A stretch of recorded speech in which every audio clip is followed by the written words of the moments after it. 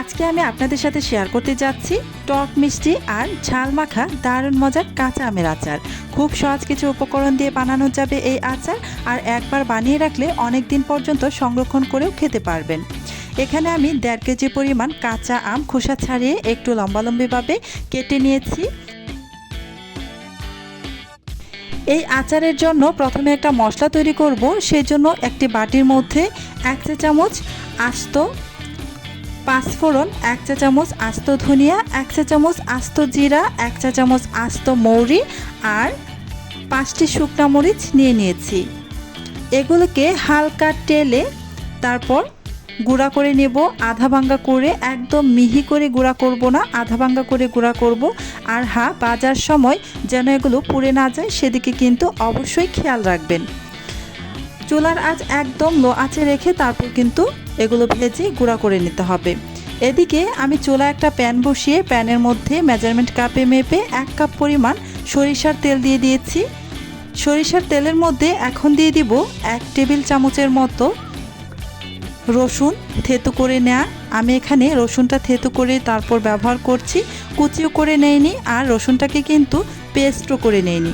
আপনারা দেখে নিশ্চয়ই বুঝতেই পেরেছেন রসুনটাকে আমি থেতু করে নিয়েছি। এবার রসুনটাকে 1 মিনিটের মতো আমি ভেজে নিব নাড়াচাড়া করে।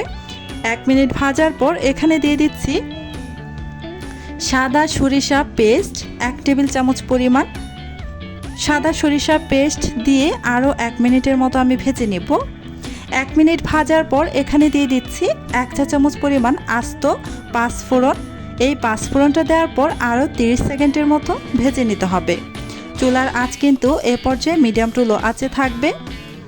30 সেকেন্ড ভাজার পর এখানে দিয়ে দিচ্ছি আমগুলোকে। আমি এখানে 1.5 কেজি পরিমাণ আম ব্যবহার করেছি। আমগুলো দেওয়ার পর উল্টে পাল্টে ভালোভাবে নেড়ে মিশিয়ে নিচ্ছি। এই আমগুলোকে এ পর্যায়ে এসে প্রায় 3 মিনিটের মতো এভাবে নাড়াচাড়া করে ভাজতে হবে।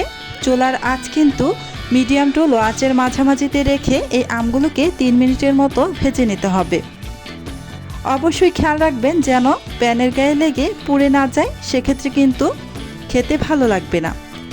3 মিনিট পর এখানে আমি 1/2 চা চামচ হলুদের গুঁড়া আর 1/2 চা চামচ মরিচের গুঁড়া দিয়ে নাড়াচাড়া করে মিশিয়ে নিচ্ছি। অবশ্যই আলতো হাতে নাড়াচাড়া করে মিশিয়ে নেবেন। এবার আরও 3 মিনিটের মতো ভেজে নেব।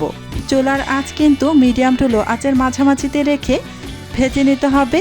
আর বারবার নাড়াচাড়া করা যাবে না, এতে করে কিন্তু অনেক বেশি ভেঙে যেতে পারে। এই যে কিছুক্ষণ পর পর হালকা হাতে নাড়াচাড়া করে নিচ্ছি। 3 মিনিট মতো নাড়াচাড়া করে নিয়ে এখানে দিয়ে দিচ্ছি চিনি।